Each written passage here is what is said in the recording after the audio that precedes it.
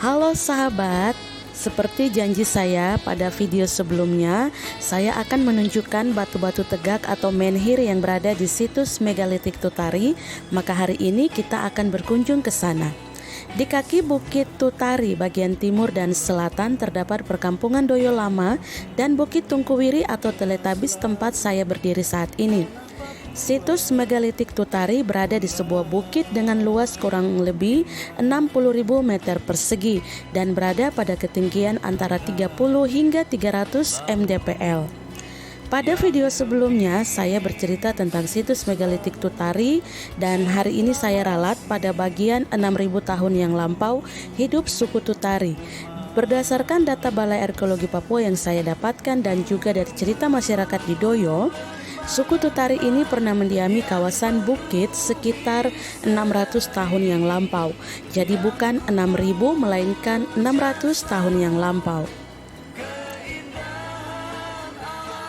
Sahabat, saat saya berkunjung di minggu berikutnya, kota dan Kabupaten Jayapura ini sedang musim hujan ya. Dan hujan baru saja reda, jadi saya memutuskan untuk tetap naik ke puncak bukit ini. Tapi di tengah perjalanan saya mendengar gemuruh air yang datang dari sebelah kanan situs ini. Nah, untuk menuju ke puncak yang terdapat batu menhir, saya melewati bagian kanan situs dan ternyata suara gemuruh itu makin kuat. Lalu saya masuk dan saya sangat terkejut melihat air yang turun seperti kali kecil. Padahal waktu panas tidak ada sama sekali air yang turun di tempat ini. Dan saya benar-benar terkejut. Saya teringat sebuah cerita bersama tetua adat di Kampung Amai. Di sana beliau mengisahkan tentang Gunung Siklop, Davon Soro atau Robong Holo, ya, di mana masyarakat mempercayai Gunung Siklop sebagai pemberi kehidupan. Salah satunya mata air sebagai sumber kehidupan. Setelah saya lihat air yang turun ini tidak ada pangkalnya sahabat, jadi mungkin saja air ini turun dari muara Gunung Davon Soro atau Gunung Siklop.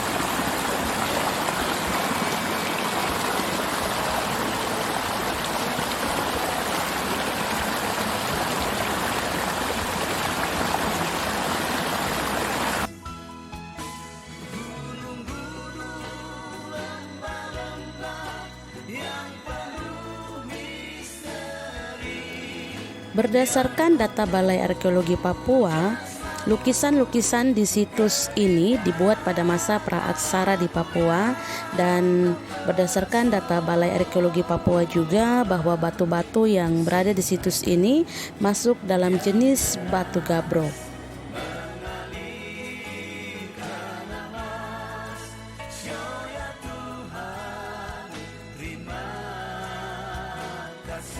Nah sahabat, saat ini kita sudah berada di klaster ke-6 kompleks batu tegak atau menhir. Dan pada video saya sebelumnya, saya sudah katakan bahwa kawasan di situs Tutari ini terbagi menjadi 6 klaster, dan saat ini saya sudah berada di klaster ke-6. Kompleks batu tegak ini merupakan tempat musyawarah orang Tutari, dan batu-batu tegak yang berada di sini merupakan wujud tokoh-tokoh adat. Hal ini juga berkaitan dengan sistem kepercayaan masyarakat Tutari pada waktu lampau yang mengenal kepercayaan animisme, dinamisme pada roh nenek moyang maupun kekuatan-kekuatan supranatural dari dewa-dewa atau roh-roh yang berdiam pada binatang, tumbuhan, dan batu-batuan. Berdasarkan cerita masyarakat Doyo, batu-batu yang berada di Bukit Tutari ini adalah masyarakat Tutari yang kalah perang dan mati menjadi batu. Data dari Balai Arkeologi Papua. Ukuran menhir di sini mulai dari yang terkecil 14 cm hingga 88 cm dengan jumlah 110. Tapi sepertinya yang ada saat ini sudah tidak sebanyak pada data Balai Arkeologi Papua ya sahabat.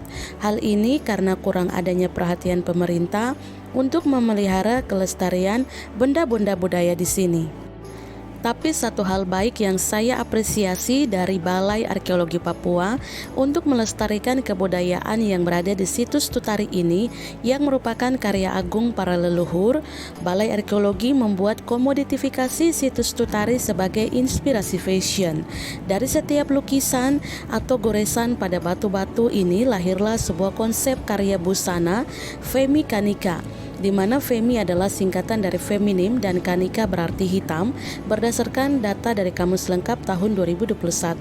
Ada juga koleksi desain Uno Iro karya Dewantari, koleksi Minakame karya Putu Eka Wulandari Agustin dengan gaya busana eksotik dramatic style, dan yang terakhir desain batu aksara karya Igusti Ayu Krisna Putri.